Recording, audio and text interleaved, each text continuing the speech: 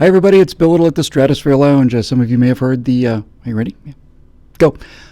We're here, and it's the new year, and it's the first TSL of 2015, and Multilo just beat me to it. So, welcome back, everybody. It's good to be back on the other side of the break. I was wondering, if we have a chance to talk about so many different things. There's so many things that are fun here, and one of the greatest things, as we've said, starting with the new set and the new look and the new everything, is it's a two-person show now. It's no longer the worst produced show on the internet. It's probably the 719th worst produced show on the internet, getting better every time. We're here early, ready to go. So I'd like to just say an off-camera hi to our technical director and our operations manager, Desiree, who's over there. Des, could you pan down my close-up just a little bit and give me a little less headroom? I could reach out and do it, but somehow it seems a little less elegant that way. So here we are, and I hope everybody had a great holiday. I know I did. I had an incredible time. I had a really transformative, amazing, unbelievable break. And boy, it's good to be back. It's good to be back on the other side, and it's good to be back ready to work. That's really I think the theme for 2015. That's like ready to work. A little lower, please. Just to. Oh, it's as much down as I got? Okay, watch this. Check this out. Hey. How about that? It feels a little more cozy. We're here at the Stratosphere Lounge in our fabulous studios in Sherman Oaks, California. We have, in fact, got the giant Stratosphere Lounge logo banner behind us. We got everything else we need for some happiness this coming year. And, in fact, we are going to be having our first studio guest, I'm hoping next week. I talked to Jeremy Boring. I think Jeremy Boring might be a first guest here on the new and improved Stratosphere Lounge show. And so, as always, it's great to be back. And before we get started with the questions tonight, I think I'd like to just do a couple kind of around the horn things. One of the little things that we're trying to get linked to maybe tomorrow if we can. We did a seminar down for the Horowitz Restoration Weekend in Florida back in early November, and I think I posted the. Link to the speech I gave that morning, but we also did a panel there with Jeremy, Ben Shapiro, me, and Andrew Clavin, and I've been looking for that forever, and we found it. It's online. It's about an hour, and it is a tremendously awesome, really incredible panel. Actually, one of the few panels I was ever on that I learned something about. So I'll see if we can get that online and see if we can do anything about getting that up and going, so that'll be fun. Jeremy has done a tremendous job with everything. One of the things we got from that seminar is the firewall numbers have been really pretty good. And one of the reasons the firewall numbers are so good is because he spent just a little bit of money on promoting them. I mean, just a little bit of money. And it's amazing what a little bit of money on promotion will do for something. It will really actually get them seen. So we've got that to look forward to, and Jeremy's got some fun things to say. We've got a show coming up, which we've been talking about forever, called Speakeasy, which we're getting much closer to. Des, I don't know, have we ever announced? I don't think we've fully announced the date and committed to the date on the show, have we? We have? Well, we can go ahead and do it again. So we're not full, are we? No, not yet. Okay. Well, let's look at the set in all its wide-angle glory, just so you can see that. Hi, everybody. One of the things, by the way, it's really kind of fun is I did, those of you who remember, we did the walkthrough video several months ago. In fact, I played it for the first time just a couple days ago. Played it, and it was shot on May 22nd. And I played it for a friend of mine, and I saw it for the first time really since May. And, of course, for those of you who may remember the walkthrough video of the original studio space, it was just black walls, and I kind of walked through it, and I showed the yellow wall that was behind me here and walked all around the room. And the thing that was really uncanny about it, just really, really uncanny, is that having finally seen the walkthrough video after the studio was finished, it's amazing. It really was just amazing to me how everything came out exactly the way I wanted. I know I keep going on and on about it, but honestly, it's just tremendous. It's a tremendous, tremendous feeling. So there we go. So we have some interesting things too starting off the year for a change. Like I said, hopefully going to get Jeremy out here for the first show of the new year. We've got a number of time over targets in the can that we shot. We're going to shoot some more in the beginning of the week. We'll release them, I think, probably Monday. We have the graphics look. That was a hard show to put together, the graphics look for. You've seen some test videos. And my main concern, and you know what the great thing about working with you guys on Stratosphere Lounges and the feedback we get on the Stratosphere Lounge kind of in real time is we get a lot of great feedback and honest feedback. I'm a little concerned that the time over target frame's going to be a little bit too busy. But the fact is, it's mostly me just flapping my jaws on everything, and I want it to look kind of high-tech, and there's some very, very, very cool things in it. So we'll put out a couple, and we'll see if they look too busy. If not, and if it is, we'll strip some of it off. So we've got some time over targets in the bank. We are getting ready to shoot the first Speakeasy, which is the 19th, January 19th. It's Martin Luther King Day. It's not the 16th, right? 19th? 19th. Martin Luther King Day on the 19th. General showtime is about 7:30. It'll be at El Portal Theater here in North Hollywood. And we have seats available, so if you have any interest in coming down to seeing that show live, we will be able to start taking accommodations from non-members. And you can always get information on that by emailing us at speakeasy@billwhittle.com if you want to come on down and see the show. And it's going to really, really, really be fun. Don't have our finalized cast list yet, but as soon as we do, we'll let you know about that, hopefully by next week's show. So that'll give us 8 Speakeasies in the can. We'll have probably 20, 25 time over targets in the can, start delivering all this stuff, and get on with the movie business, which has been what I spent most of my break working on, getting the film stuff a little more buffed up. And I've got some just some very good news in general about all that stuff. So that's going to be kind of fun. And so we basically spent the holidays prepping for 2005 so we could get off the blocks fast at 2005. One of the things we've had a chance to do since we talked last was to convert the studio from looking good, because when the studio is cleaned up and ready to go, it is just fantastic. It looks like the museum. It looks like the Star Trek museum, really. And the amount of time it takes to get the lights up for either this show or the green screen and the lights up for the time over target stuff is about 20, 25 minutes. And it's absolutely astonishing. These LED lights put out no heat whatsoever, and it's amazing how little light you actually need. So the remarkable guy who did the work on the studio came in and figured out a way to hang that green screen from kind of the drop ceiling, and it just goes up like it's on hooks. Just kind of goes up like it's on hooks, and then it's up, and then when it's down, and it's fantastic. So, 6 months of hard work and a fair amount of money and a commitment to a vision actually pays off, because the vision actually comes true if you're careful enough. And I know I've talked about it a lot, and I probably won't spend too much more time talking about it, but I will say one more thing about this studio space, and that's this. It used to be every time I walked in, and then every time I walk out. I'd walk in at the beginning of the day, and I'd see the space lit up with the LEDs, come in and turn on the incandescent lights, and I'd do the reverse on the way out. And every time I just stop at the door, and I'd just be stunned. I mean, literally just honestly speechless and motionless. I'd just stand there and look at it. That it was real. And since then, even little times, I'll be in on the weekends. Perhaps I'll get something out of the refrigerator, take a little walk from the fridge to the console there, and I'll just stop and I'll just look around. It's amazing. And the only reason I want to say that is I'm not so much obviously trying to brag, although I'm trying to brag. Just as a small token of encouragement, that's the word I'm looking for. It is still, no matter what these people do, it is still the place where you can indeed have a vision, an idea, and go out and make it happen. Just make it happen. I think the reason I put the effort into this studio that I wanted to, and the effort, the money, and the time. God knows the time out. We thought, build time is different than your time.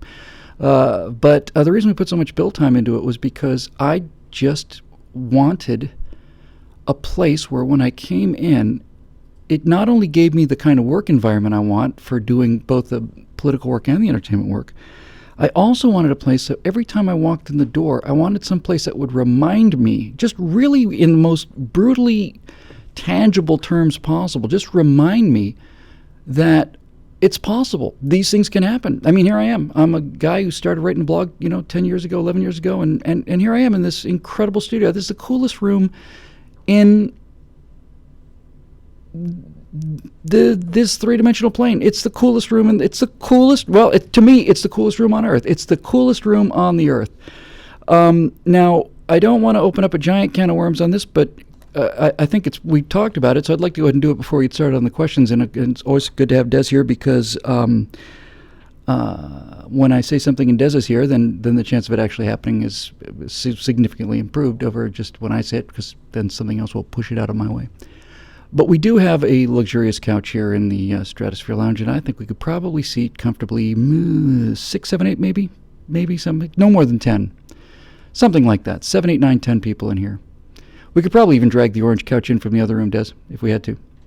So we certainly don't want to do this every week because, as you probably know by now, this show is often done by me, slamming the car into park at 6:54, and hauling up the stairs and turning on the cameras. But we do want to have, I think, maybe once a month. That seems about right to me. What do you think there, Astro Girl? Seem about something like that? Once a month, maybe? Have a live audience here for the Stratosphere Lounge. And frankly, if it's up to me, if you want to sit cross-legged on the floor like Indians, that works for me too. But it'd be fun. It'd be fun to have people here, and I know there's some of you who are going to be close enough, so that'll be great. Now, of course, Speakeasy, the whole reason for Speakeasy is to have a large audience of people in actual seats, with actual people on stage, and it's always fun to come in and interact with people too, as it is at the end of the speaking engagements. And just finally, Glenn Reynolds is in town for some work at PJTV, so had dinner with Glenn last night and Helen, and I got a chance to tell him again, and I've had a chance to tell him many times, and if I haven't had a chance to tell you, or if you haven't heard it before, I should just mention, because it's important to me, that I just simply would not be here without Glenn Reynolds and Instapundit. You never would have heard of me, and I never would have met Des. I never would have met the other people in my life if it hadn't been for that man and his generosity. Glenn Reynolds at Instapundit linked so many of my early essays, and without that initial push of traffic, not only would I not have gotten the exposure, but a thought that occurred to me last night having dinner with him is I'm not sure I would have had the enthusiasm either to keep doing it. So I know some of you go way back, and to the eject days, and Glenn just told me at dinner last night, he said he read one of my essays. It probably is linked to by either Steve Denbest or Rachel Lucas, both of which we missed. Talked about a bunch of missing soldiers last night. And he said, who is this guy, and why aren't more people listening to him? But it's real important, I think, to not just my personal sanity and mental health, but I think probably for everybody's. If you start losing that sense of gratitude, you really can get into a lot of trouble. And I think that's why I try to close these shows always the same way, because you really need to remember who the boss is, and you need to remember who keeps you, floating. And Glenn was such a big part of that. And Glenn introduced me to you guys and you to me, so I was very grateful and really fun to have a chance to get a chance to do that. So anyway, he's in town, and I think I shot 5 segments at PJTV today in addition to the trifectas and hot seat that I do over there. So we're busy. So let's get on to our questions tonight. I think we'll just do, as I say, it's been a couple weeks. I've been away on holiday, so we just did a general grab bag kind of session, and then I think probably once I've gotten a firm commitment from Jeremy, we'll take some questions for both of us. I'm sure some of you have some questions about the Arroyo, and Jeremy not only is the director of the Arroyo, but there's a lot of stuff he's done with Declaration Entertainment. I'll put the link up to the panel, and you can see the work he's doing over at Truth Revolt with Ben Shapiro, and it's really, really remarkable. It'd be good to have a conversation that's fun. So let's get going. Hey, look at this. We just had our amazing Astro Pro, the top 10 questions based on rank, and there's a question from a Tiemans guy, Zachariah Tiemans, the number 1 rated question. And the question is, starting with the questions is, have you read up on the Gamergate story? If not, I would strongly encourage it. Gamergate essentially boils down to gamers pushing back now that the culture war has come to video games, which is absolutely and utterly unprecedented and could be the most important thing for conservatism that's happened in the last 30 years. One of the shows that we did today with Glenn and a couple of really amazing people. I actually don't think Glenn was on the show. It was Clavin and me and 2 millennials who had. We did 3 segments on gaming that PJTV is going to release as a new series on video games and American culture. And we talked about Gamergate in the second one of these.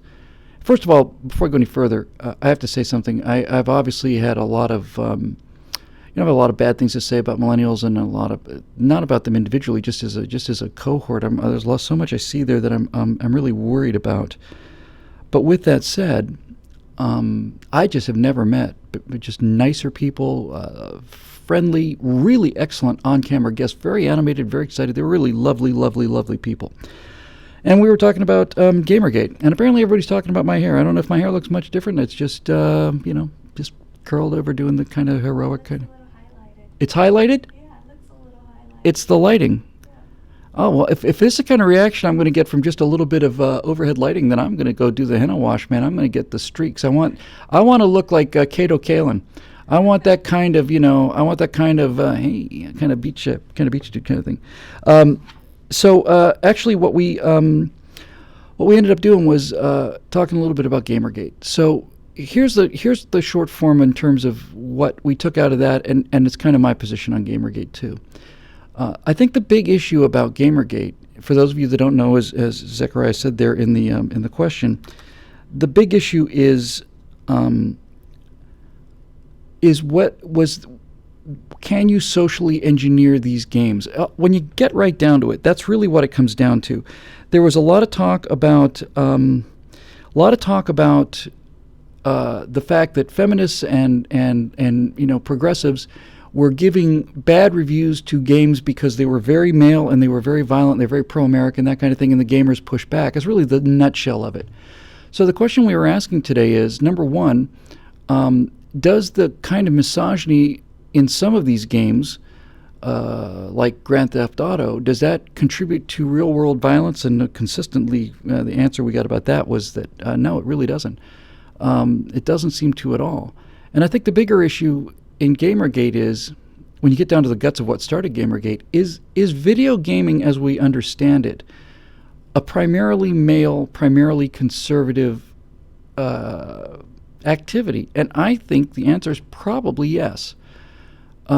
Apparently, one of the games that started this whole thing was a game this woman wrote called Depression Quest, and you could probably sum up the sort of the feminist social engineering position this way: why is it that they spend $100 million on Call of Duty 4, and Depression Quest doesn't get produced? And my response was, well, because I don't need an Xbox 360 to play Depression Quest. I can play Depression Quest on my own in my room by myself. I don't need a big budget to play Depression Quest. And I'm not sure a whole lot of people really want to play Depression Quest. What a lot of people seem to want to do is they want to run through environments and slay dragons, and they want to shoot bad guys, and they want to do things that they can't do in the real world. And so I think one of the things that really kind of just stands out for me is this idea that that you cannot engineer into people what they don't want to do. Video games like Call of Duty are about action, and they're about, they're very expensive. You're creating an entire world and tremendous cinematic effects. They're very, very, very expensive. And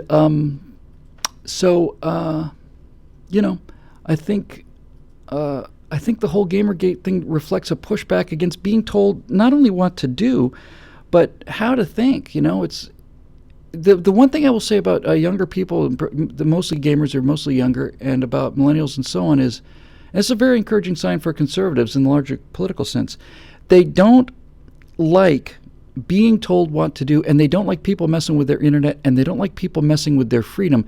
And when we talk about progressives like intruding on our freedoms, it's kind of an academic issue, and they think, scrolls and quill pens. But when you start talking about things like censoring games, that's something they can connect to. And this is something that if we don't start using this,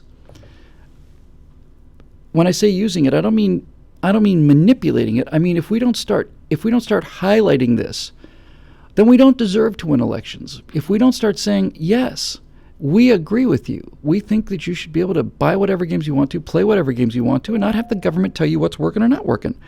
And there you go. we really need to position ourselves as the party of freedom. We just don't know how to do it, and it's an utter mystery to me. As somebody here, Silent Gloves, is pointing out, and a couple of other people point out, the number of women online in gaming is increasing dramatically. I saw one figure; it was like 45%.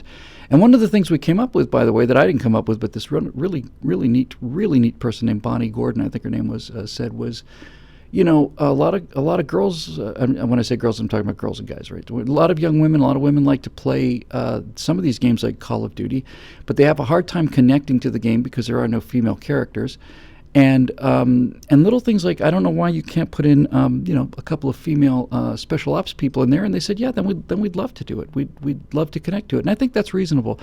I had to tell you one other thing too. The other guy who was on the show was named Xander. It was lovely, just a really sweet, fun, interesting young man. And I asked him about this because it turns out, I didn't know this going into it, but it turns out he's gay. And I asked him, because I've seen people playing games online. It's like, that's kind of a gay move, or, don't be a fag, that's a cheap shot, this kind of thing. And I said, does that bother you? And he said, on some level, it kind of does. I mean, he understands on some level how terms like that are just kind of offhanded sort of things. They're not directed at him or even so much at gay people as it's just a kind of, look, don't be, that's kind of a gay thing to do. But he said it's hard not to internalize it, and I kind of agree with him, and I think this is the point that I was trying to raise here. And likewise, Bonnie said there's a lot of times that when people find out that she's a girl gamer, a woman gamer, then she says, after she beats somebody, after she whips the pants off of them, they get a kind of a, yeah, well, I have to admit that wasn't bad for a girl. And both of them were a little upset by this. And this brings me to, I think, is what is probably a pretty good point. And it kind of goes to the whole essence of the whole Gamergate thing. And what I basically said to them both is, I got some bad news for you and some good news for you. You will not be able to legislate down or lecture down or beat you down into, and when I say you, I mean the whole society, into a place where you will not say those words anymore. I don't think you'll ever get to a place where enough lecturing will happen where kids don't say, oh, that's really kind of gay. However, I think the good news is that the way this will go away, because I think it probably should go away, and God knows I'm the least politically correct person in the world, but listening to these really terrific people saying it bothered them, they've got a really good point. I said the way it's going to go away is that when an openly gay player just keeps whipping them, and when girls keep beating them at these games, it's just going to come from experience. And the example I gave them was pretty clear in the movie Glory, although Glory was almost practically a documentary, really. So just to wrap up the Gamergate thing and the whole business about we got to be nice to girls and we got to include more LGBT people and all this other stuff, just to wrap this thing up, in the movie Glory, which came out about 85, 86, 87, somewhere in there, the movie was about the 54th Massachusetts Regiment, which was an all-black regiment led by a white officer, and they were involved with the assault on Fort Wagner in South Carolina. And there's a scene in the end of that movie. The whole movie is them getting, half pay or no uniforms, just a fight, just to get them in the fight. But once they got in the fight, that's when it got interesting. And there's a scene towards the very end of the movie where you see the 54th filing past some of these other all-white regiments as they're heading into battle. And these young white men who've always just been considered black people slaves, because that's what they were, look at them with scorn and kind of disdain, and you get this kind of vibe like this whole thing is giant publicity stunt, is what we call it today. And then the action at Fort Wagner, Battery Wagner, occurs, and then this is certainly true in the real world too. And then the naked valor of the individuals in that unit, including the colonel who died, is the only antidote for prejudice. That's the only antidote. You can't be lectured out of a prejudice. You can only be respected. You can only respect your way out of it. And I really think that's so important. I said the way you're going to get rid of these comments is by beating them enough so that they realize that, hey, girl is not a slander anymore. It's like this girl just kicked my butt. And I think that's what the message of the movie Glory was. And to put a bow on the bow, many people ask me, how'd I kind of come to conservatism, and because I was considerably more liberal when I was a theater major. But look, I started out as a conservative. All I wanted to do for the first 17 years of my life is get in a U.S. Air Force jet, push to supersonic, and blow up communists. It's not like I was a tree-hugging hippie.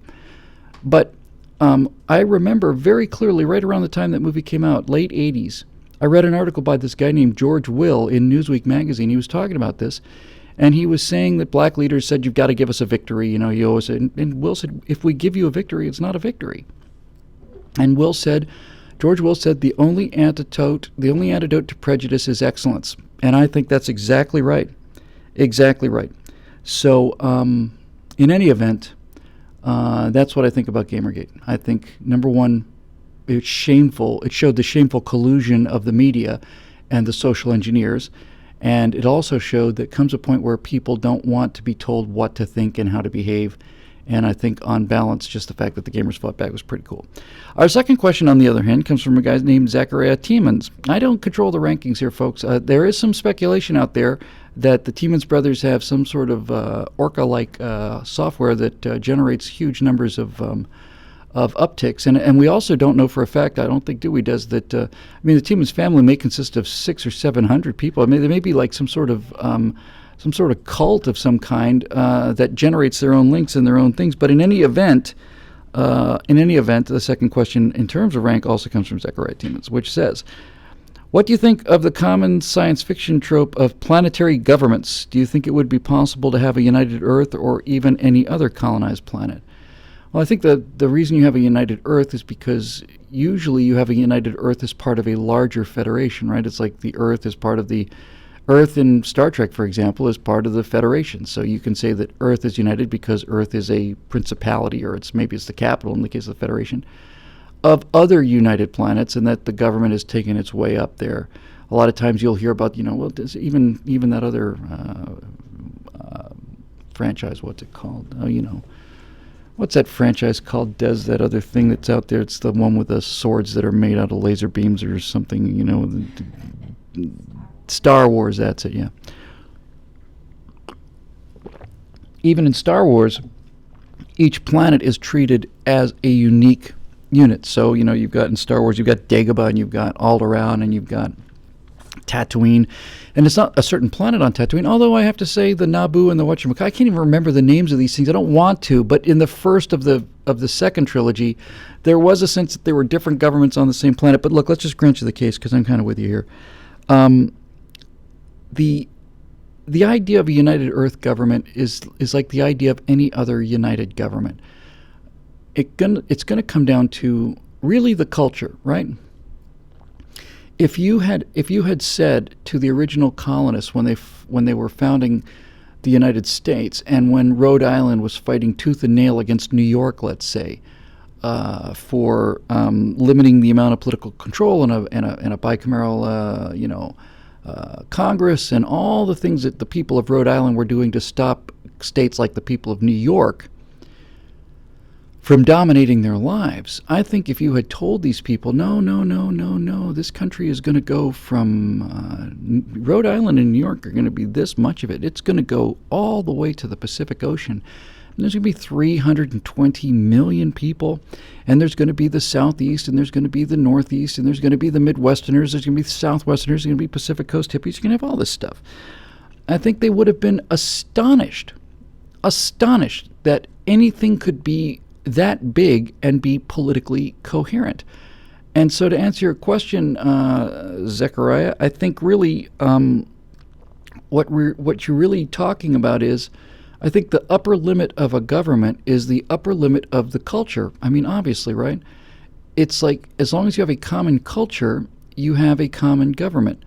I don't think much, generally speaking, about the European Union, but the European Union used Europeanism as its culture, even though, and that's why I think it's not been anything like as successful as we've been, because the European Union consists of several nations with long, thousands and thousands of years of history of conflict amongst each other, and they don't speak the same language. And it's not nearly as successful as America, because America has, among the 50 states, many things in common. The same language, primarily the same religion, kind of go back to the same founding document, the same sort of thing. So I think when you really get down to it, it's how big is the culture. And on Earth today, we really have, I think, when you talk about like a planetary government, what we're really seeing on Earth today, I'm trying to get to the idea of what is the biggest political structure in the world today. Now, technically speaking, obviously, the biggest political structure in the world today is the United Nations. And right after the United Nations were formed, I remember in the early 60s when everything was the UN, this UN space program, man from uncle, UN everything, UN's going to go to the moon, UN's going to do this. It seemed like the UN was going to be the world government. And what we found was the UN didn't lift up the backwards countries, it pulled down the civilized countries. So really what we're left with today, I think, on Earth you have giant multi-blocks. You've got America, which is the United States and nations are the highest level political organizations that actually function today. But you have things like the European Union, which is a little higher in terms of up the food chain. And then you have kind of things like blocks. NATO is a good example. And the Anglosphere, I think, is probably it. I mean, if you ask me what the world consists of right now, right this second, when you really get down to brass tacks in terms of what happens politically in the world on the big picture, you've got several players. You have the Anglosphere, you have the Islamicists, you have China and its satellites, and you have pretty much the Russians and the Europeans. But many of the Europeans are in the Anglosphere. So I do think it's possible to speculate about that, but really, ultimately, it's kind of pointless because the whole purpose of science fiction is to set up a world where the author's trying to prove a point. So if he's trying to prove a point where the Earth has one government in order to explore what a larger interstellar government might look like, in the case of the Federation, let's say, well, then we're just going to kind of go along with that the same way we go along with warp speed and phasers and teleporters and all the rest of it. Certainly, I don't think the world will ever cease to be as balkanized as it is. We are a very adaptable species with very different cultures, and as long as we have significant cultural differences, we're going to have significant conflicts among those cultural differences, and that's going to relate to conflict, and there you go. Oh, here's some happy news. Max Wild says, reports the latest news, which is John Boehner's been reelected to a third term as Speaker of the House, and several Republicans voted against him. Do you think he's petty enough to want payback, and if so, what can we do about it? First of all, I don't think he's petty enough, and if he is, fine. I think it's a catastrophe. I wouldn't say it's a catastrophe. It's just a huge disappointment. When we did a trifecta yesterday, and I think we might have posted the first of them already, but we did a 3-part trifecta, third part's members only, on the Speaker of the House. And one thing I didn't know, and I guess most of you do know, but I certainly didn't know it. About a year ago, I was in Florida, and somebody said to me, maybe it was even 2 years ago, they said, I'm going to start a serious campaign, Bill. I'm going to start a campaign for you to be Speaker of the House of Representatives. And I said, well, that's swell, but I have no desire to run for office. And he said, the Speaker of the House of Representatives does not have to be a member of the House of Representatives. And that actually really interested me. I had no idea. I think most people don't have any idea, but it's true. There's nothing in the Constitution that says that the Speaker of the House of Representatives has to be a member of the House of Representatives. And that got me thinking some really interesting thoughts. For example, why do they call him the Speaker of the House of Representatives? Why isn't he the president of the majority president? There's a president of the Senate and there's a majority leader in the Senate. Why is the person who is the elected leader of the largest block in the House of Representatives, which is really the people's house, why is he called Speaker? He or she, I suppose, called Speaker. It's a very interesting thing. And why did the Constitution not say, this is a part that really interests me, because I think that document is 100% perfect, and I can't explain why, other than divine intervention. So why did the founders, in fact, not say that, no, obviously the leader of the House of Representatives has to be a member of the House of Representatives? Why did they leave that door open? I don't think they did anything by accident. I think they just thought through everything. And the thought occurred to me that the reason is the same reason as the name Speaker was given to the position. The founders understood the power of rhetoric, and we don't. We don't. The left does. Rhetoric has been taken out of politics and moved into the pop culture. Leftism has its rhetoric delivered through the pop culture. It's delivered through movies and TV shows and comics and all this others and academia. So the rhetoric of the left is not really delivered by the politicians of the left, not very effectively anyway. It's kind of pre-injected into the culture, and then leftist politicians simply tap into this leftist rhetoric that's been pumped into the culture. And so the rhetorical skills that persuade people to vote a certain way are injected into the culture, and the left just takes advantage of it. But the position is called Speaker of the House of Representatives. And when we were talking about this just before we rolled, the vote was going on as we were getting ready to go on camera. It was really just calling the roll as we were getting ready to roll that trifecta segment. And my friend Steve Green said, he said the problem with Boehner, he seems like a nice enough guy, and he does, is he said he's not a war consigliere, which is a line directly from The Godfather, where Robert Duvall, who's an extraordinarily capable consigliere, advisor for the Corleone family, is voted out of power because they're about to make some very serious moves, going to kill a bunch of people. And Tom Hayden, a character he played Tom Hagen. Anyway, Duvall's character is very, very, very upset about this, understandably so. He's been the chief advisor of the family for years and years and years. But he's asked to step down because they're going to war. And they said, why? He said, you're not a war consigliere.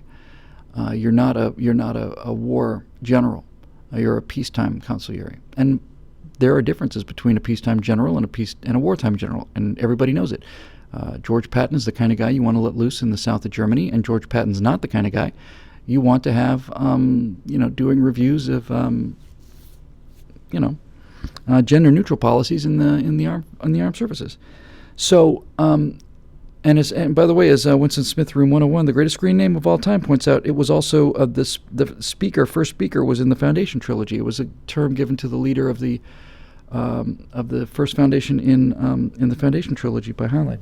So this is kind of what I want to get at, is this idea of rhetoric and political power and the way the founders left the door open. What the founders basically said was, hey, we should allow the best rhetorician to influence the House of Representatives. We should allow that American who has the most rhetorical ability to sit in that room and influence the course of American history through the representatives because of his rhetorical power. And rhetorical power is very simple. To me, anyway, it's very simple.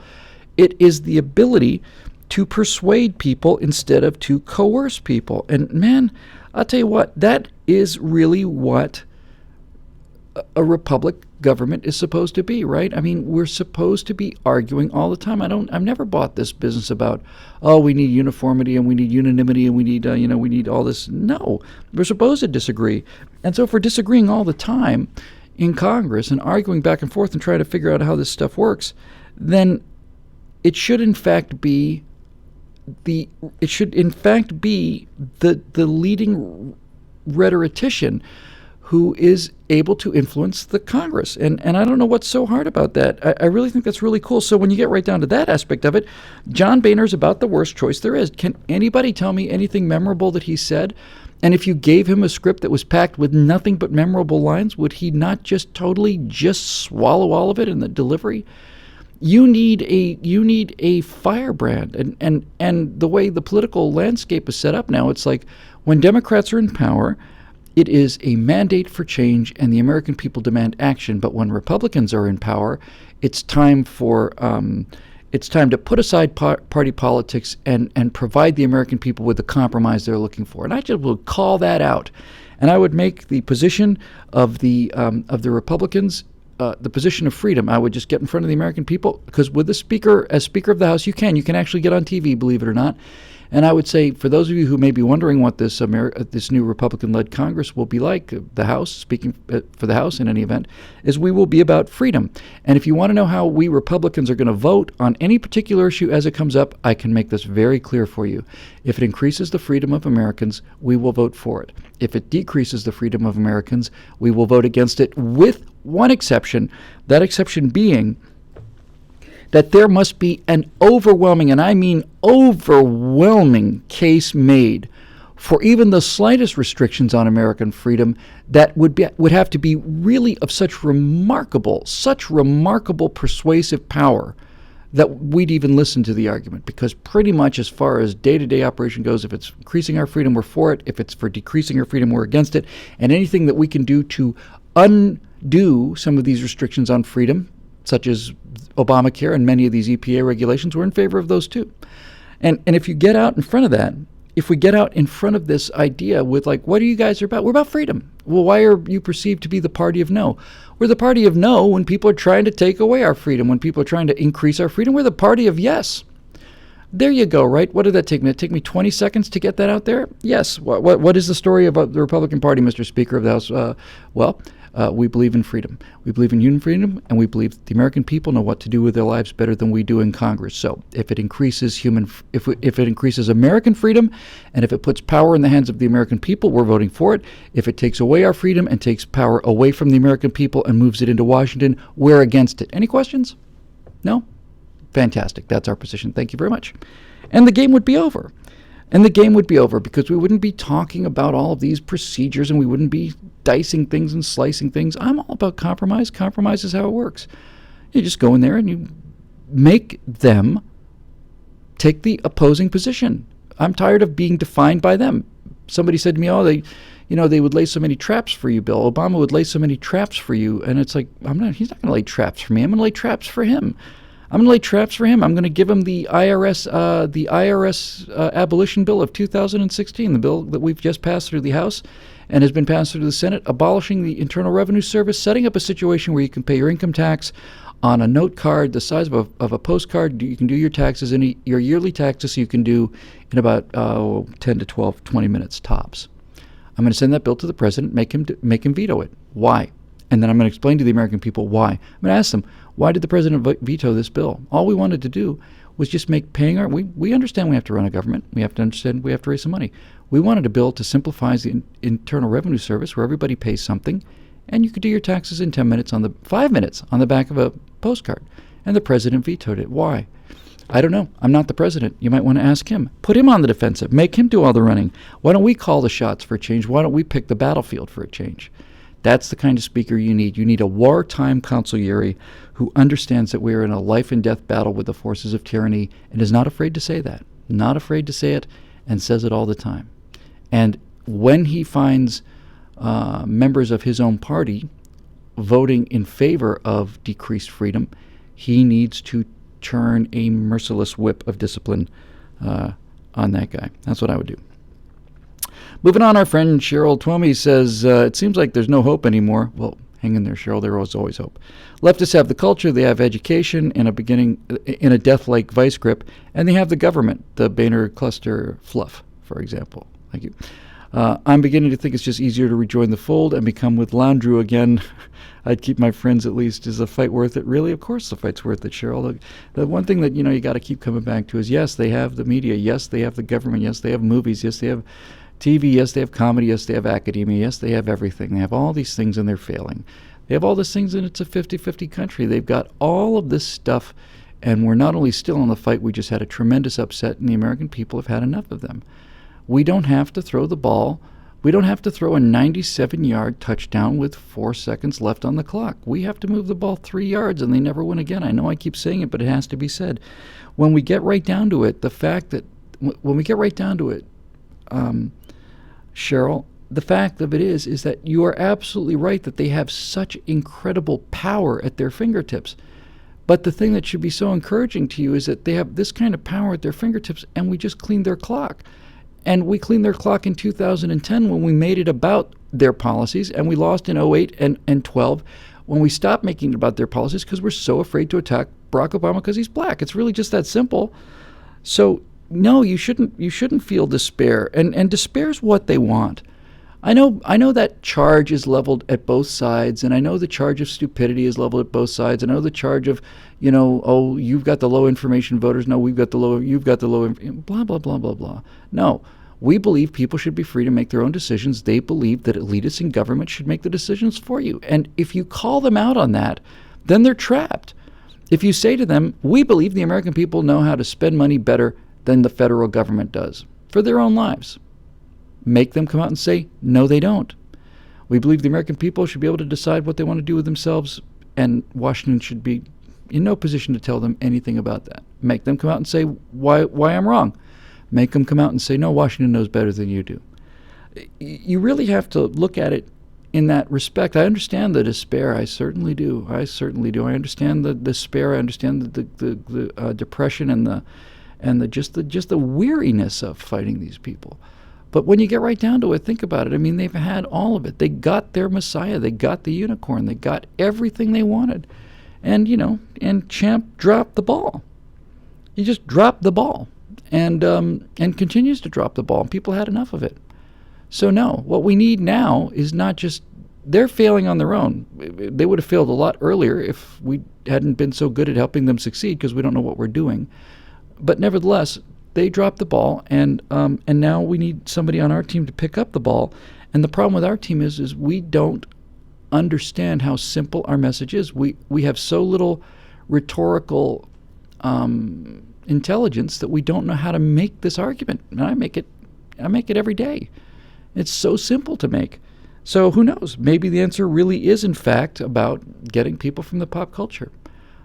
People have said to me, would you run for president? It's like, I'm unelectable, number one. Number two, I don't actually really want the job. Number three, that's not where the fight is. The fight is in the culture. The fight's in the culture. The culture is what everything swims in. So I don't want to go over ground that we go over all the time. But seriously, honestly, Cheryl, you keep your chin up, kid, because what they are counting on is that we give up fighting. And the thing I will say about this, and I've said before too, is this is going to sound depressing, but it's really depressing because it is depressing.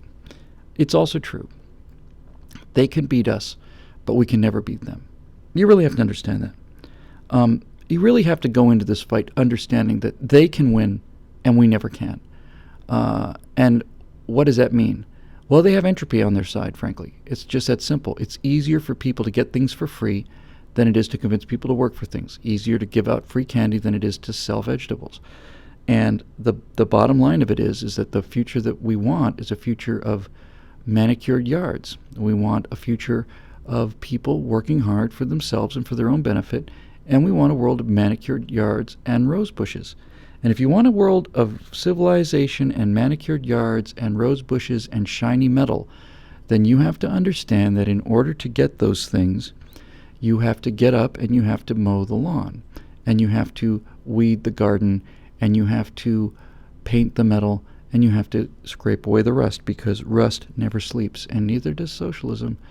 It's easy. It's easy. It is a state of lower energy differential. It's downhill. Going downhill is easier than going uphill.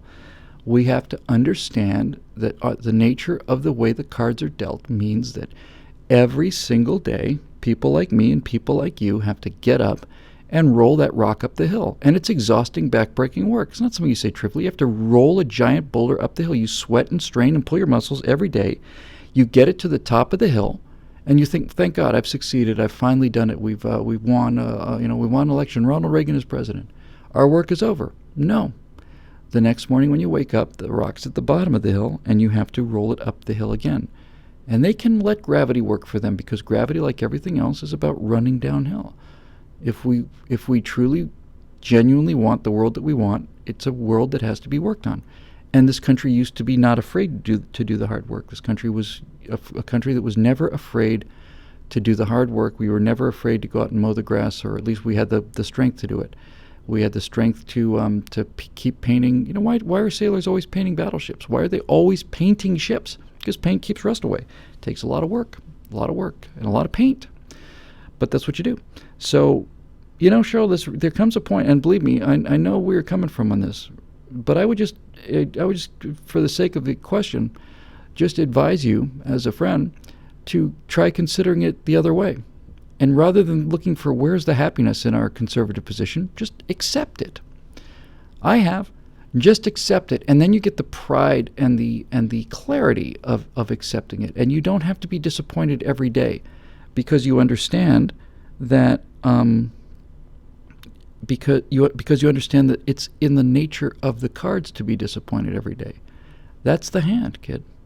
And you may not like it, and I don't like it, and it'd be nice if it weren't true, but it is. They can win. If we give up, they win. If they give up, we still have to fight every day, and they're never going to give up. Rust never sleeps, and neither does the desire to control other people. They're at work 24 hours a day. Those progressives are always planning something. They've always got a protest organized. They've always got some organization working. That's what they do. It's their religion. It's their lives. They don't have families the way we understand it. They don't have religion. They don't have hobbies. They don't have jobs. I'm talking about the political loony, the real hardcore political junkies on the left. This is their religion and their hobby and their romance and everything rolled into one. They work all the time so that they can control people. And people like us have to decide whether or not we want to fight them. And if the answer is yes, then we have to fight them every day. And yeah, sorry to break the news to you, but I'll tell you something else, Cheryl. You don't sound like a quitter to me, and I know you're not. And that's why we do this show, right? That's why we do the Stratosphere Lounge show, is so that we understand that there are days when it's just hopeless. It just seems hopeless. And confidence and courage and all those other things are choices. They're decisions. They're decisions that people like Winston Churchill made every day. We're completely outnumbered. We're completely overwhelmed. We're utterly outgunned. The Germans are not 250 miles away at the border of Belgium. The Germans are across the English Channel. They're 20 miles away. German air power, the Luftwaffe, is 4 minutes away from our shores. 10 maybe tops. 10 minutes away for the Germans to cross the Channel and be over Britain. They're 10 minutes away. And all of our tanks and all of our rifles are on the beach in Dunkirk, rusting away, being collected by the Nazis. So we're going to give up, or we're going to fight them, and we make a decision to fight them. And that's just that simple. Make a decision, and I make a decision. And as a Laughing Hyena points out there in the comment section, this was one of the many things. I don't know if he submitted it or whether somebody else did, but this should be because we're going to be talking about big bad a lot this year, big bad problems. Next year will be the year of the common sense resistance, but. Somebody submitted to me one of the themes of the common sense resistance, which is tyranny never sleeps and neither do we. So you can look at it that way, right? Tyranny never sleeps, Russ never sleeps, and neither do we. So look on the bright side, kid. We've got to face this depressing, god-awful choice every single day, and that's the good news. Mona Lisa Foster asks, if Tea Party conservatives would start acting like Muslims and shoot anyone that insults us, do you think we'd get the same level of capitulation? Why are we not? Well, of course we would. If we started shooting people that were insulting to Tea Party values, and if we started blowing up buildings of the people that opposed conservatism and Tea Party type values, we would in fact intimidate people into silence, and we wouldn't be attacked the way we are, and we wouldn't be slandered the way we are, and we wouldn't be pushed around in the media the way we are, and we wouldn't be lied about the way we are. And the only price that we'd have to pay for that would be our souls, our dignity, and our reason for living. There is an incredible benefit to savage behavior in the short term. Savagery, as we saw with the Nazis, and as I say again and again and again, the second half of 2014 was my non-stop immersion in Bolshevism. My God. But if you have the power of the secret police and the death camp, you can in fact enforce tremendous leverage on people, incredible leverage, when a world that you create is ruled by fear. And ruling by fear is a very powerful way to get what you want. And it's second only, I would say, to the antithesis of ruling by fear. You can't rule by freedom, and you can't rule by security. You can't rule by. You can rule by fear. You can create a society where people who disagree with you disappear and are killed. You can create a society where if somebody draws something you don't like, those people are gunned down. And you can make people conform to your will in such a way that fear is, in fact, an extremely, extremely powerful motivator. And if you don't believe me, you just look at what people agreed to in the 30s and 40s under Hitler and Stalin, what they agreed to. They would watch their neighbors and their family members and their loved one march off, never to return again, and say they deserved it. They deserved it. That's what fear does. So you can get someplace with fear if you want to tell other people what to do. You can get a long way with fear. But it is in fact utterly incapable of standing up to the alternative, which is the alternative of freedom. And you cannot command people through freedom. You can't command people through security, and you can't command people through choice. You have to convince them, and you have to lead them, and you have to make them voluntarily lay down their lives to fight the people who are being commanded to lay down their lives. And when you get right down to it, to be perfectly honest with you, Susan, I'm sorry, Cheryl, where I missed a question. I'm sorry, I missed a question. Mona Lisa, I beg your pardon. When you get right down to it, think about this. You take Hitler or Stalin, they're virtually the same guy in many ways. They were both third child. First two children died. They were both products of alcoholic fathers who beat them mercilessly. Very overprotected mothers. They were both bullies as kids. They were both small, physically small. They were both making up for physical inadequacies through force of personality. They were, in very many ways, they were very, very similar. And so when you are that kind of person filled with bitterness and rage and resentment and revenge, and just so we're crystal clear about this, right, I'm not comparing Barack Obama to either Adolf Hitler or Joseph Stalin, and it's an insult to the people who died under those two men to compare him in that way. However, there are many things in Barack Obama's life that are analogous to them in a much, much watered down way. The kind of difference between cowpox and smallpox, and he also was an abandoned child, who had an alcoholic father. Although I don't think the father had much influence on the child. I don't think he beat him or anything. But Barack Obama, let me just cut to the chase here. Barack Obama, like these other two guys, had something to prove and had a burning narcissistic desire to enforce his presence on people because he doesn't think he's really there. I say that with a great deal of confidence. But to get to the point here, if you're gonna fight tyranny and you're gonna fight that kind of coercion and that kind of intimidation that this question about the Muslims exists with, you have to ask yourself, how much harder is it? I mean, think about it. Adolf Hitler or Stalin could, in fact, have the skill set to murder people and to persuade armies of people to execute people and to execute his murderous regime because other people want power too. Heinrich Himmler is a perfect example.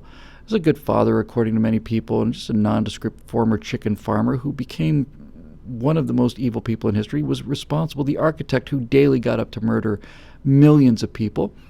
And he was so banal. He was just so ordinary. He's just a chicken farmer with a sense of failure and a mean streak in him. So if you're Hitler or Stalin, you can activate those people and create an army of murderers. You can do that. That's much harder than convincing people to lay down their free lives for other free people. But as we've seen again and again and again and again and again and again and again and again and again, you cannot stop the power of free people who are ready to give their lives. Peaceful people who are ready to die for a cause. Good people who are ready to do awful things is the greatest force in the world. And that force has to be persuaded. Certainly, these Muslim murderers and certainly these communists and these Nazis do not have the force of character to motivate people to follow them without fear. And that's all I personally need to know about this Islamic religion, or at least this version of it, this jihadism. Do what we say, join our religion or die. Leave our religion and you die. Make fun of our religion and you die. What does that say about them? What does it say about their belief in their religion? Is their belief in their religion so weak, really, that to mock it is to die, to leave it is to die, to hear another point of view is to die? My belief systems are so robust and refined and tested that I hear other people's opinions every single day, and I still come back to where I am. I come back to where I am through free will and choice. And you can obviously take this to relationships too, right? I mean, there are marriages where husbands will keep their wives in a glass case, and or wives that don't want their husbands to go out with their friends, and the idea that if I just keep it locked up under lock and key so that they don't ever meet anybody else, then they'll stay with me. What does that say about that person? It's obvious what it says about them. It says they're walking hives of insecurity, right? I don't want you looking at my wife. I don't want my wife going out with her friends. I don't want my wife doing this. I don't want my wife. Why? Because she'll meet somebody. Well, why would that bother you? Because if she'll meet somebody, she'll leave me. Now we're down to brass tacks, right? Same kind of thing, really, for these Muslims. Same kind of thing, really. When they start shooting up places that are making fun of them, what they're saying is our religion can't bear being made fun of. Our religion cannot survive being mocked. Our religion cannot survive the presence of other religions. Our religion is too weak to have people leave it and expect them to come back, because we know they won't come back. It's just an admission of weakness. That's all these things are. They're admissions of weakness. And it's the same thing for the progressives. That's why they want to shut us up. We don't want to shut up the progressives. I don't want to shut them up because I can beat them in an argument. And furthermore, if I do shut them up, then how do I know I'm not going to go off the rails and be the kind of idiot that they are? The only reason I have confidence in what I say is because I have confidence in what I say. I have confidence in what I say because it's tested. And if I don't have somebody challenging me, then I make errors and mistakes. So, no, obviously, needless to say, no, the question's facetious, but if we start acting like them, then what's the point? As I was saying earlier, what's the point of being on the team that's got to roll the rock up the hill? The point is you get to face yourself, and you get to be proud of yourself, and you get to understand that the work you do is good for people, and that people prosper, and they're happy, and they're safe, and they're not afraid. And if these things matter to you, then this is the team to be on. And if they don't, then go to the side that's easy to play for. Go for the side on, let the smart people run it, and go to the side that says, well, you know what, we don't really want the freedom because of the responsibility that comes with it. But when you get down to these Muslims and this kind of intimidation, you really are dealing with fear on their part. They're inspiring fear because they know their religion cannot survive on its own. It's pretty simple, really.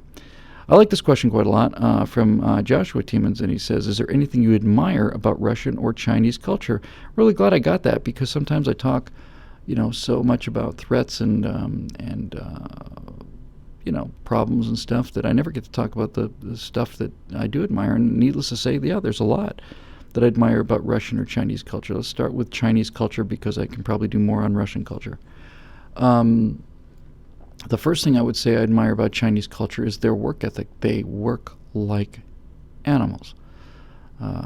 They work like Americans used to work. The Chinese work ethic is unbelievable. And most Americans, if an average American had to do the kind of a job and put in a kind of a week that the average Chinese worker has to put in, they just would drop dead. I think they just drop dead from exhaustion or depression or fear. The fact that many Chinese are killing themselves is an indication that they're working too hard. But they have a tremendous work ethic. They have a tremendous sense of internal pride and pride in their culture, which I respect very much. I'm a big American patriot. I love this country. I think it's the greatest country in the history of the world. And people hear that and they say, so you must hate it when a Brit says Britain's the greatest country in the world, or Chinese person says China's the greatest country in the world. That must really make you awfully mad. Huh? It's like, no, on the contrary, I understand it completely. I completely get it. Makes me mad when they don't say that. I completely get it. So I think China has a tremendous work ethic. I think China has an ancient culture, and China has a very deep connection to its own identity, which I happen to think is their weakness. I read a profoundly simple, very simple, but profoundly illuminating dissection of kind of the cultural difference between China and the United States, and basically said China is a largely landlocked nation. I mean, they got a huge coast, right? But they're not a maritime nation. China is a nation of farmers with an army that looks inward, and America is a nation of traders with a navy that looks outward. That we are a trading nation, a nation of business people who like to do exchanges, and we live on the oceans because that way we can increase commerce. Commerce is highly competitive. Commerce is highly fluid and dynamic, and commerce is based on invention and all that other stuff.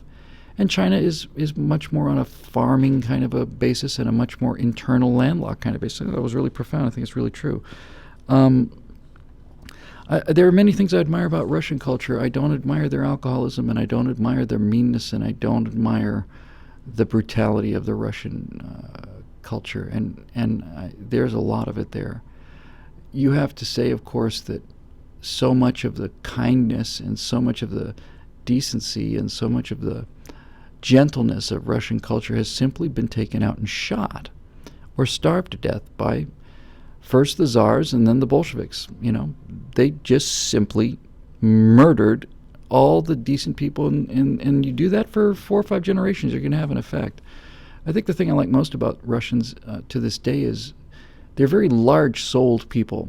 And maybe it's because I run like that myself, a very big, passionate guy, and I admire the Russian depth of feeling. And now you can start making some claims against America, which are legitimate claims when you're talking about Russia and America. The Russian people, traditionally anyway, have an incredible appreciation for literature and especially poetry, which I admire very much. They're a people not only of very deep emotions, but they're people of very deep passions and people who seem to be very concerned with ideas. With that said, I think it's the American sense of practicality that makes us what we are and what I like so much about it. The Bolshevik Revolution and all of the murder that went on as a result of that was a revolution of intellectuals. And I distrust intellectuals enormously, because I see what they do. When you let the people who think that they're the smartest people in the room run things, it gets really ugly, really fast. But the idea that they're so passionate about ideas and music and poetry and things like that says a lot about them. So the giant contradiction really in the Russian character, isn't it, is that people who could be so moved by literature and poetry and all of these kind of very deep, advanced sort of cultural traits could be so brutal, just so brutal. And I think a lot of it is just due to the fact that they've had hundreds and thousands of years, really, thousands of years of fear. Fear of the Tsar, and fear of the communists, and fear of the Soviet power, and fear of the secret police, and fear of disappearing, fear of the gulags. Fear. No wonder they're all so alcoholic over there. It's a great tragedy, really, when you think about it. They make terrific, I think, theoretical scientists because their commitment to the intellect, They're tremendous theoretical scientists, the Russians. I think their engineering is poor. I think their engineering is poor because the economic catastrophe of socialism means that they never ever had the means to put actual capital into the hands of their best minds, because we did in the West, especially in America, and because we were putting actual capital and letting our best minds do what they did best. It turned out that Russian engineering and Russian mechanical skills were basically reverse engineering. They were taking American airplanes and taking them apart. And all you have to do is make this case all day. You look at the Russian space shuttle compared to the American space shuttle. If you are not an expert, they're indistinguishable. That's just an accident. Not even an accident. That was the only design that would have worked. Well, nonsense. Don't be ridiculous. The B-1 and the Blackjack, the Concorde and the Tu-144.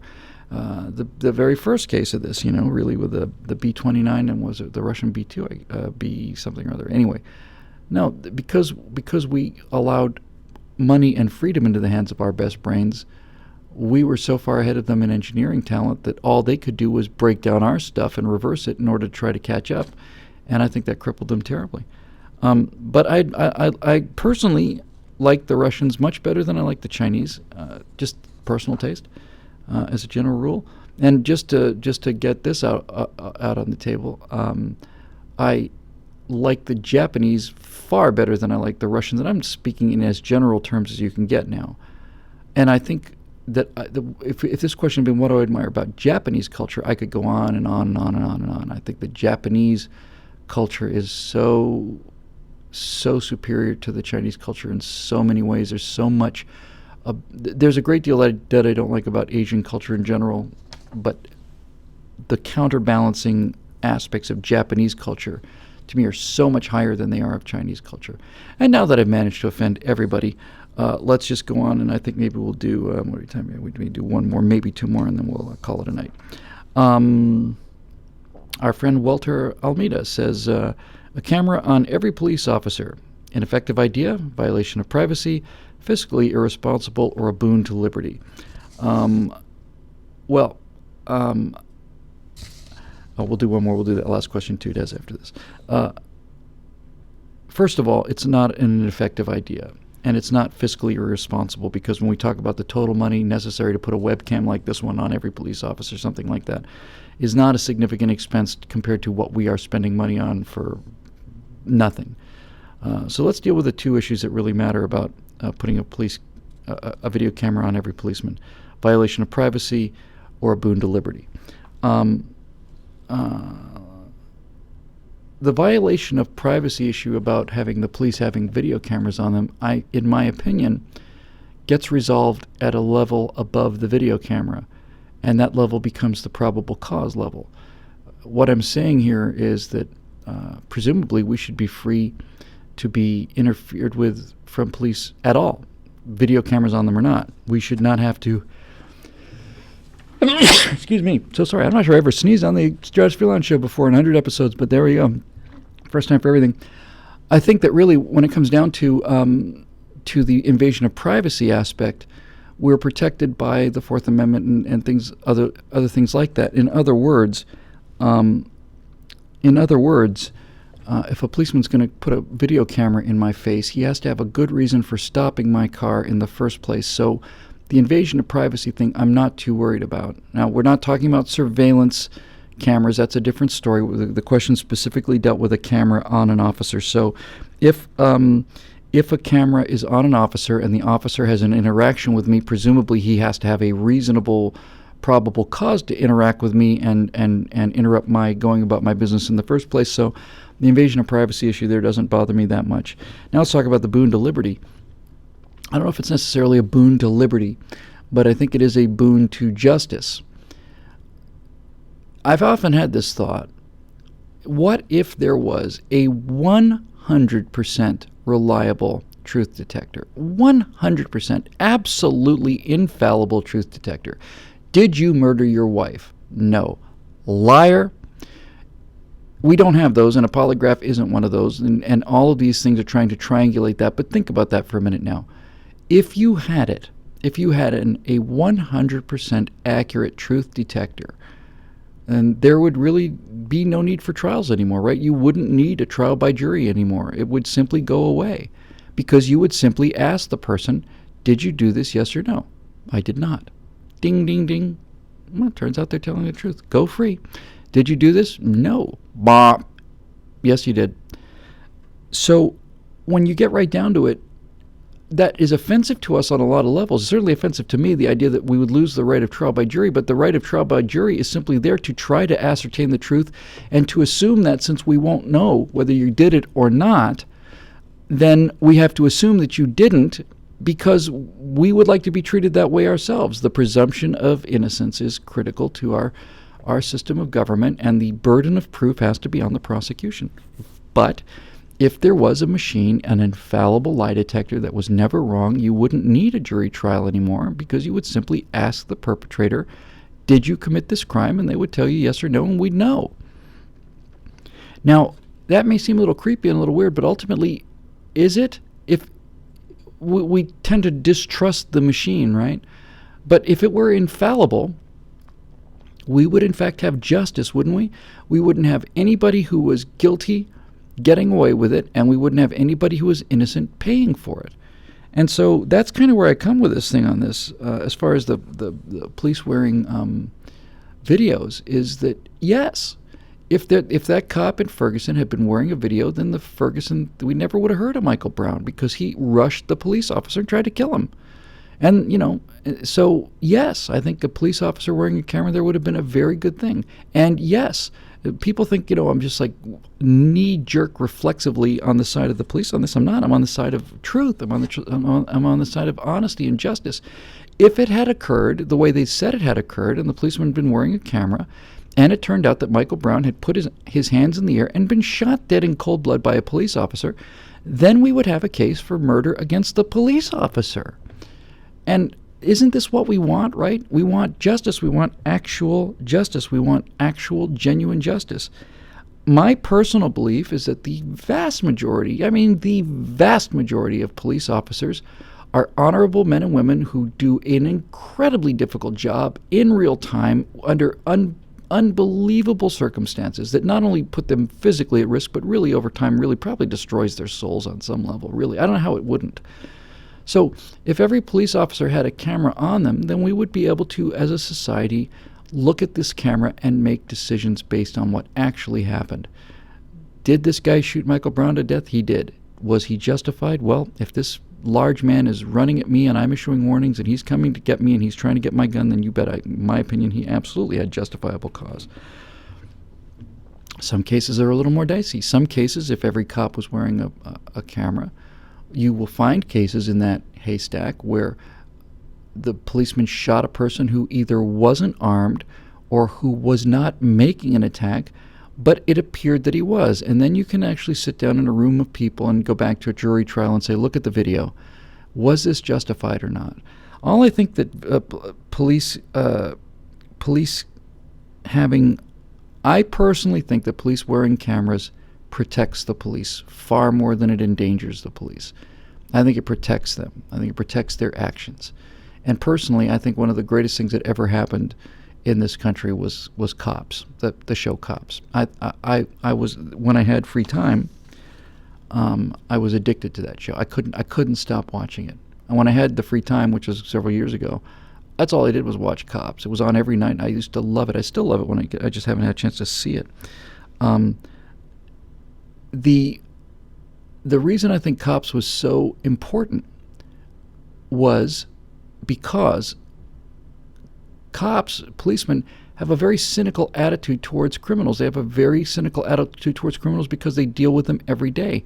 And the thing I thought about Cops that was so useful and wonderful to the American people was, I can't tell you how many episodes of Cops I've seen where you would see the perpetrator commit the crime. You would literally see them either run from the car that they just stole or whatever the case may be. And when they're finally tackled and taken down, these people, these perpetrators, these criminals would say in the most convincing terms, I had nothing to do with that. That wasn't my car. That wasn't me. That wasn't me that was in the car. Or I didn't steal this. I didn't steal this purse. This is my purse. Or I didn't know that was in there. We got the video of them putting it in there. And you get to see people lying. You get to see them lying right to their face. Is a tremendously valuable thing for the American public to get. It's important for them to see how convincing people can be as liars. I think that helped the police case enormously. I also have a theory about racism and the show Cops. And my racism theory is it's a litmus test for racism, frankly. It's my personal litmus test for racism. If I'm watching Cops and I see a white police officer take down a black criminal and I cheer, that's one thing. If I see a black police officer take down a white criminal and I cheer because I do, then that means I'm not a racist. It means that I like law and order. But if I see a black police officer taking down a white criminal and suddenly it changes my mind, then probably I've got some racial issues I need to look at. Look, I am well aware, I think acutely aware of the dangers of a surveillance society. I've said many times that the idea that the NSA is listening to our conversations, intercepting our texts, intercepting our emails, intercepting our phone calls, is infinitely more destructive to the United States of America than any terrorist threat, including a nuclear detonation in the heart of Manhattan. We could survive that. We cannot survive the idea that the government is listening to everything we say and monitoring everything we do. I can't be clear enough about this. I really can't be. So I'm not talking about increasing the surveillance state. I'd like the surveillance state to go away. But the idea that a police officer is wearing, ideally it would be really great if that lens was right smack dab in the center of his badge or her badge. The idea that a highly reputable, highly accurate record of the transaction is taking place, to me, increases justice. It increases justice. It increases the truth being told.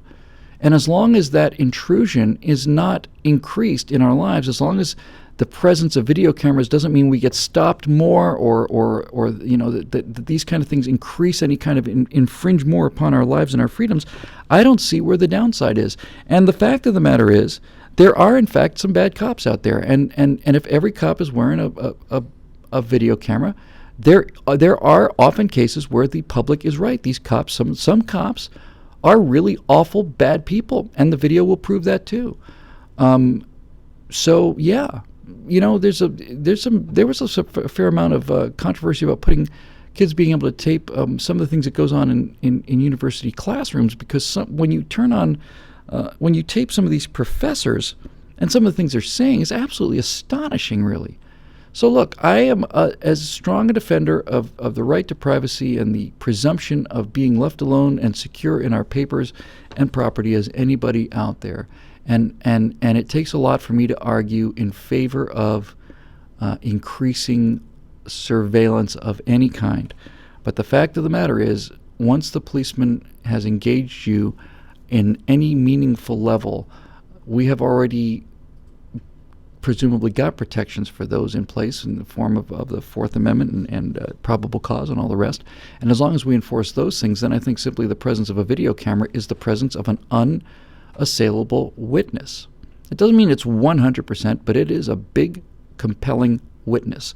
And I can think of many, many, many, many, many cases where injustice that did occur would be eliminated by having that witness there. And I will say one final thing about this. With all of that said,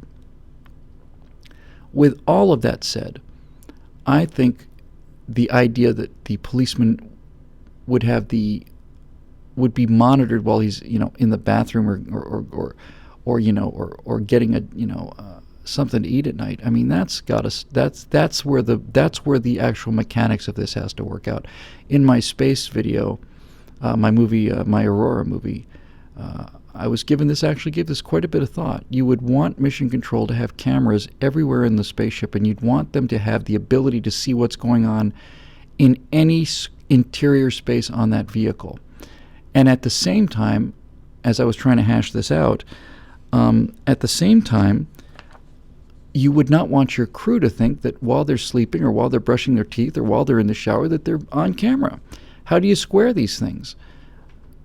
You can't on some level say, well, we're only going to turn it on when there's an emergency, because we don't know when there's going to be an emergency. And the best thing I could come up with, just as one individual guy who hadn't given it a lot of previous thought, was to say in my space movie was that these cameras are technically on and that the data is being transmitted and recorded, but in order to access it, in order to view it, in order for a human being to get into the loop, because frankly, if a human being is not in the loop, then as far as I'm concerned, it's not an intrusion, then the ability to access the private cameras in a bedroom or whatever had to be a decision that had to be made with a legalistic kind of a basis. You had to make the case with the defense.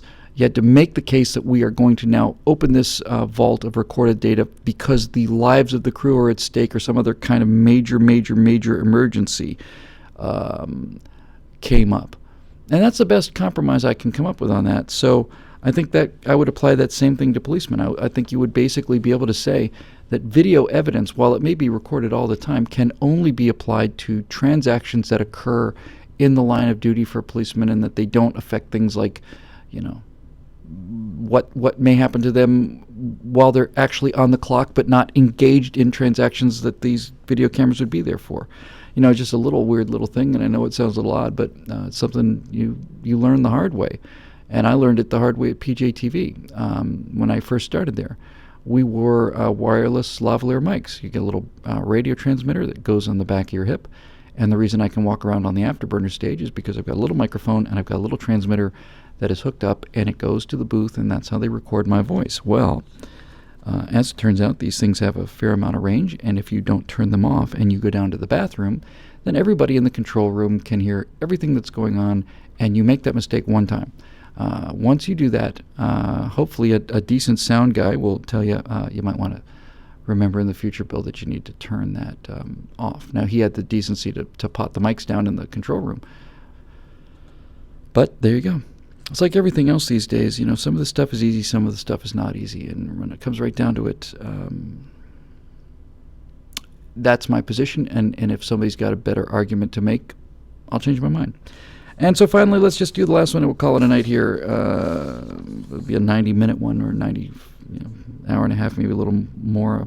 In other words, just a quickie by Stratosphere Lounge standards. But let's go back to our friend Walter Alameda for the last question here. And it is, I wish I could be there for the Speakeasy on the 19th. Unfortunately, I live on the other coast. Is there any possibility for a Speakeasy show tour across America? There is, Walter, and it's not going to be happening immediately, but I think it is probably going to be happening. There is, for many years now, actually, a few of us have thought, just kind of informally, about the idea of taking the show on the road, that this could be a pretty decent tour, that you could get, something like that. Like the classic example would be the Blue Collar Comedy Tour. You had 4 comedians that went out all around the country, and even though each one of their acts was different, the audience is the same, the fan base is the same. I think you could not only do some good, I think you could make a significant amount of money. It is an enormously complex thing to do, a road show. And frankly, if you're prepared to pack up and do one show in Charlotte, let's just say off the top of our head, then the preparation and the staffing and everything that you need to do Charlotte, you might as well do 7 of them. You might as well amortize the cost of that over the region and so on.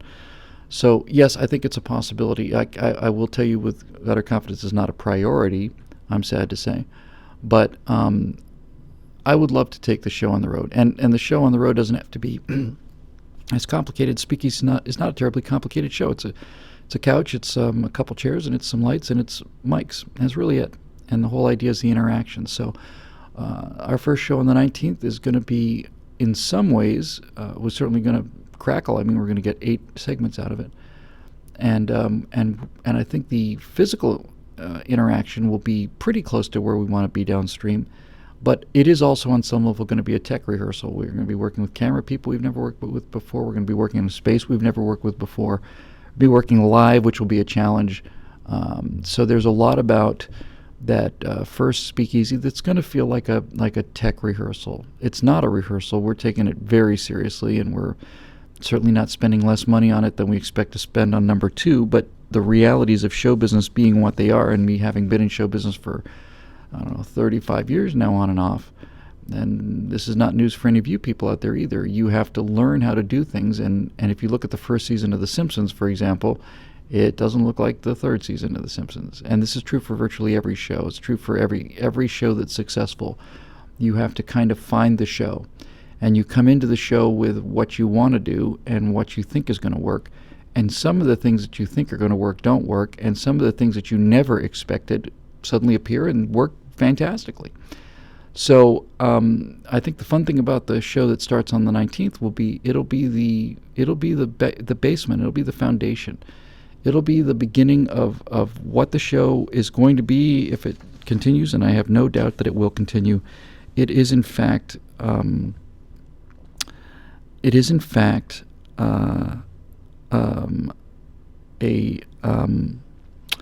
kind of a really exciting thing, because it is dynamic, right? It's fluid.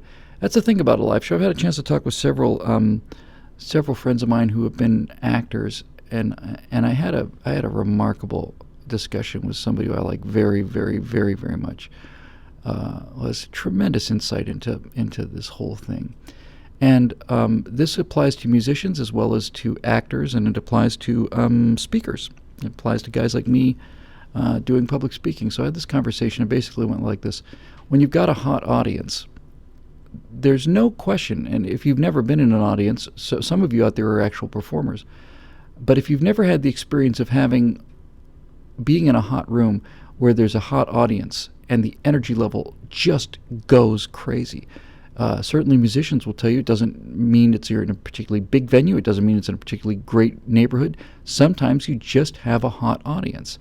And that can set up a feedback loop where the energy of the audience is going to the performers, the energy of the performers going out into the audience. the better the reaction of the audience, the more enthusiastic their response, the more confident the person doing the performing or the people doing the performing become, the more confident they become, the looser they become, and the better the show is. So it's easy to understand kind of how it works. But I learned a lot from what she had to say. My feeling was that a great audience does pretty much like what I said. It liberates the performer.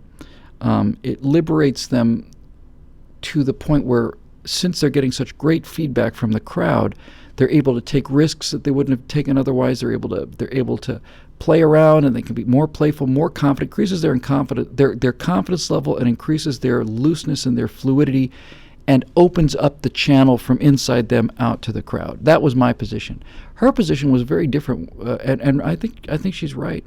What she basically was saying was, and I know this sounds a little hippy-dippy, but sometimes there are things that happen in the creative world of music and performance that we have words that we probably should have our own language for it, but we don't, so we have to use other words.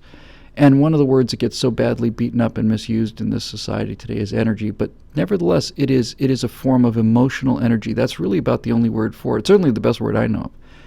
And what she was saying is, no, when you have a really hot audience, when you've got a crowd that's really not just with you, but really on fire. She said, and I thought this was so profound, really. She said that audience puts on the table energy that wasn't available to you before. In other words, it's not just that it opens up and allows you to put all of the energy that you have into the performance. She said it actually creates a source of excitement and energy that wasn't there before, and in a way puts emotional and performing virtuosity into your fingers that just wasn't there without them, just simply wasn't there.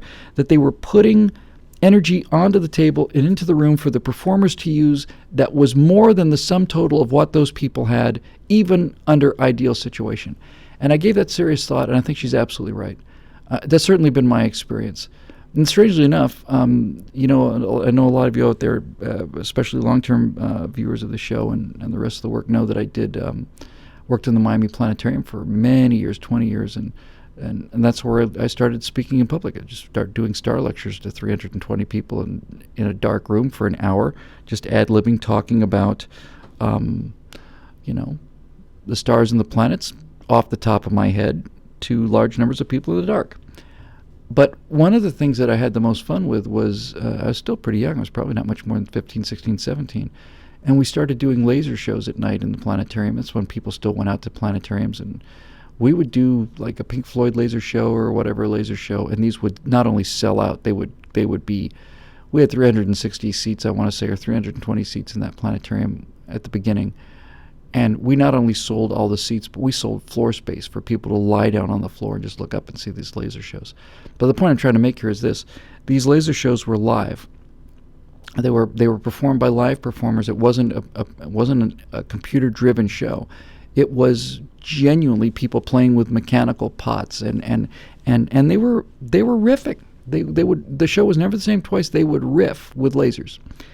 And I got the chance to do the opening warm-up show, and I had a couple jokes there, and I would start that warm-up, and if people started really laughing and coming back hard, by the time I was finished with the introduction, and we were talking about 4, 5, 6 minute introduction, by the time the lights went down at the beginning of the show, they were ready to go.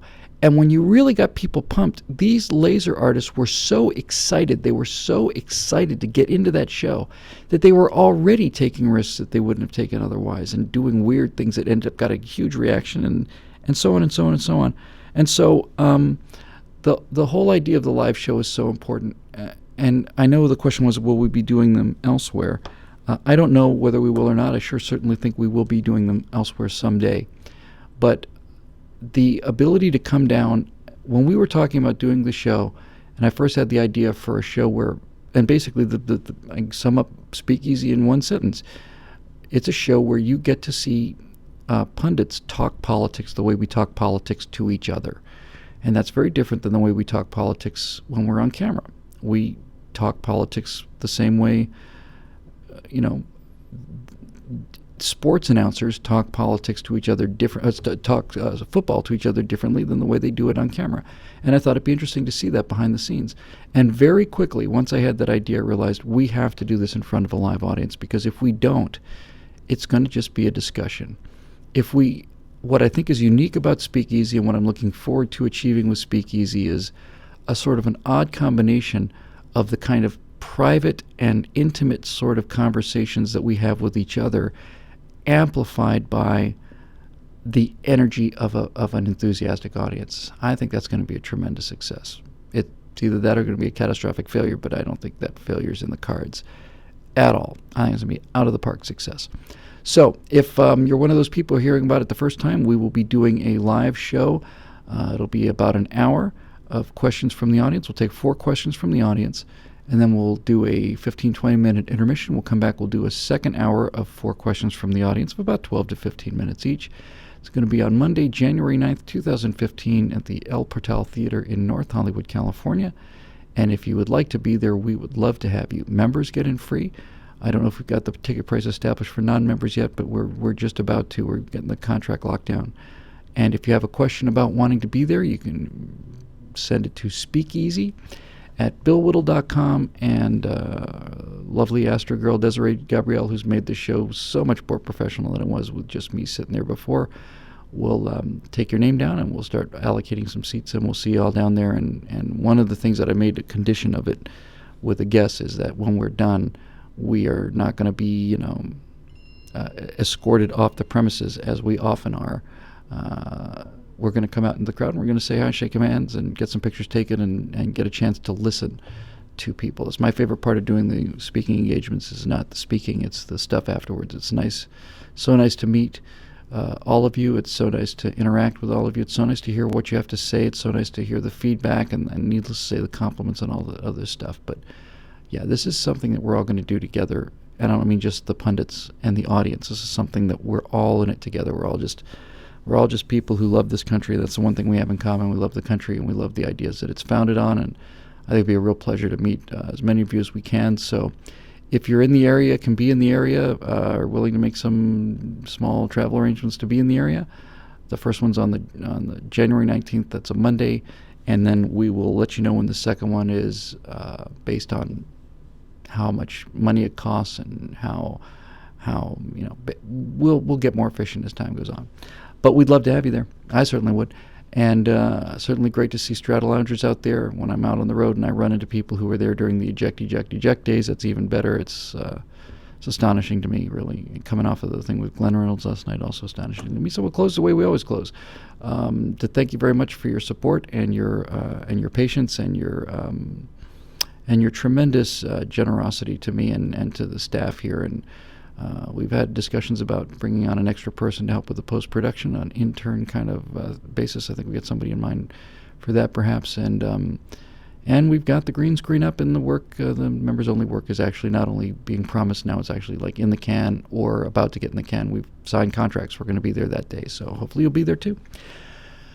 So as always, thanks for everything. I think we'll hopefully be able to announce a guest for next week's Stratosphere Lounge, and then we'll set up the questions as we always do on our Facebook page. But until then, thank you again for everything. Thanks for swinging for the country like you always do. Those of you who are paying members at billwhittle.com, none of this would be available for me or for Des, who I know is as grateful as I am for the fact that you pay our salaries. It means an awful lot to all of us. So until next time, this is the Stratosphere Lounge, episode 87 or something like that.